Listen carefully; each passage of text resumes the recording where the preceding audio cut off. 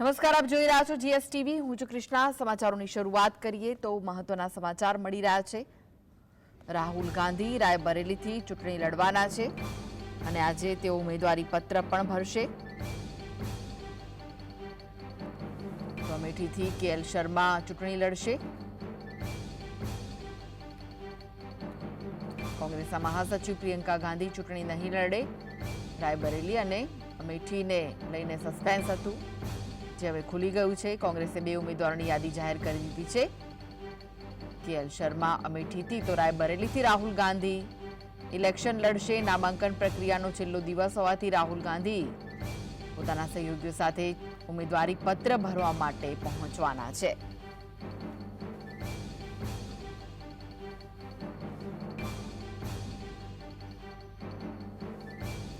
તો કોંગ્રેસના મહાસચિવ પ્રિયંકા ગાંધી ચૂંટણી નહીં લડે। રાહુલ ગાંધી રાયબરેલીથી ઉમેદવારી પત્ર ભરશે અને તેઓ રાયબરેલીથી ચૂંટણી લડશે, જ્યારે કે અમેઠીથી કેએલ શર્મા ચૂંટણી લડવાના છે। કોંગ્રેસે 2 ઉમેદવારોના નામની યાદી જાહેર કરી દીધી છે। આ બંને જે સીટો છે તેને લઈને સસ્પેન્સ યથાવત હતું, કારણ કે પહેલા એવું કહેવાતું હતું કે રાયબરેલી અને અમેઠીથી રાહુલ ગાંધી અને પ્રિયંકા ગાંધીનું નામ સામે આવી શકે છે, પરંતુ પ્રિયંકા ગાંધી લોકસભા ઇલેક્શન નહીં લડે અને રાહુલ ગાંધીનું નામ રાયબરેલી બેઠક માટે જાહેર કરાયું છે। નામાંકન પત્ર ભરવાનો આજે છેલ્લો દિવસ છે, ત્યારે રાહુલ ગાંધી આજે પોતાનો ઉમેદવારી પત્ર ભરવાના છે। તેમના સહયોગીઓ સાથે રાહુલ ગાંધી ઉમેદવારી પત્ર ભરશે।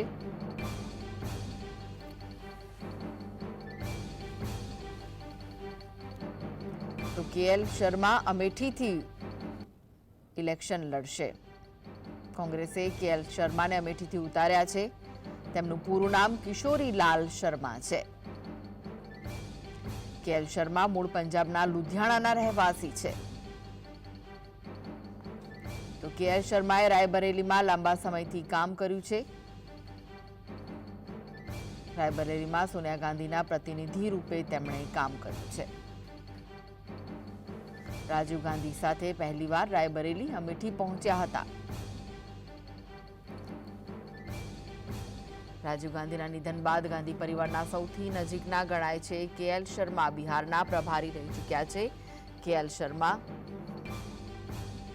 તો અમેઠી રાયબરેલીમાં લાંબા સમયથી તેમણે કામ કર્યું છે। કેએલ શર્માને અમેઠીથી ઉમેદવાર તરીકે તેમના નામની જાહેરાત થઈ છે।